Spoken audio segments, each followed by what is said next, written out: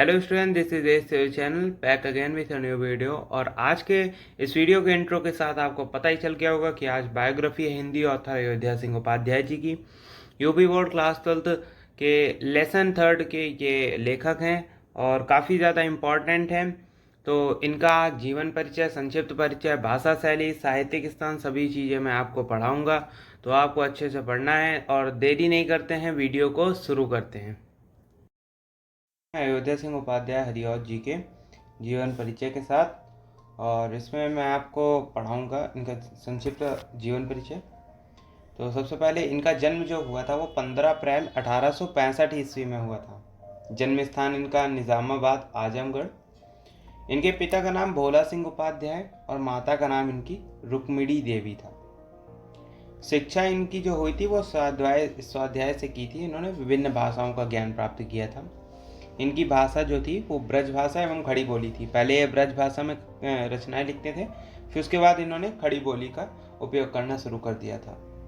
इनकी जो शैली थी वो प्रबंध एवं मुक्तक थी।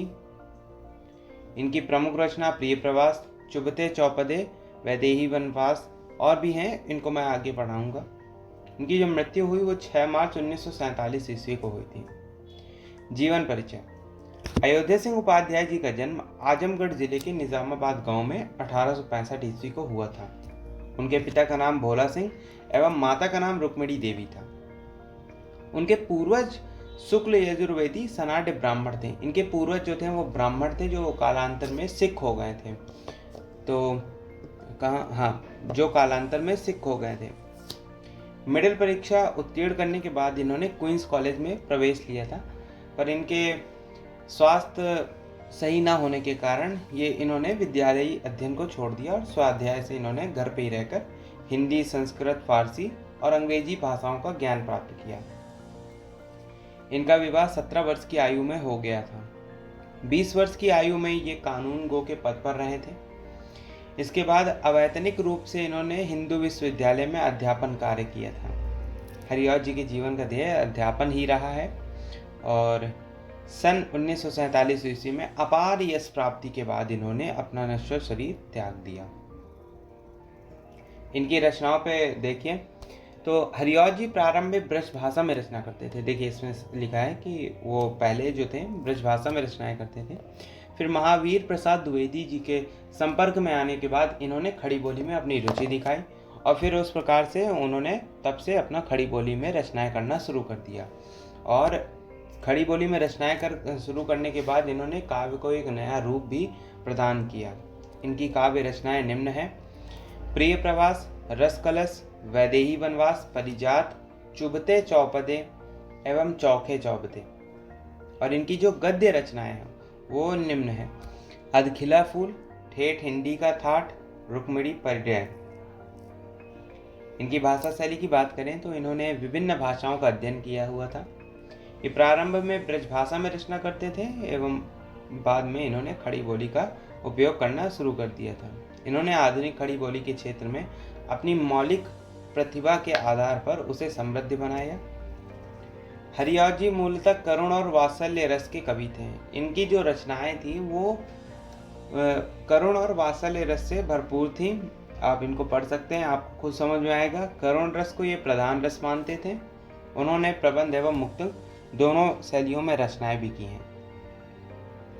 साहित्यिक स्थान को देखते हैं तो हिंदी साहित्य सम्मेलन ने उनकी काव्य कृति प्रिय प्रवास पर उन्हें मंगला प्रसाद पारितोषिक का अवार्ड जो होता है, जो मतलब क्या कहते हैं अवार्ड को, पुरस्कार से सम्मानित किया था।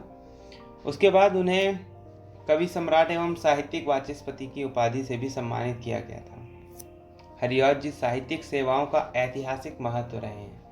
तो इस प्रकार से इनकी जो बायोग्राफी होती है वो बस इतनी थी। और साथ ही साथ जो बायोग्राफी लिखने में, जीवन परिचय लिखने में जो आपका प्लस पॉइंट रहते हैं वो ये 2 लाइन होती हैं कि ये आधुनिक काल के द्विवेदी युग के कवि हैं।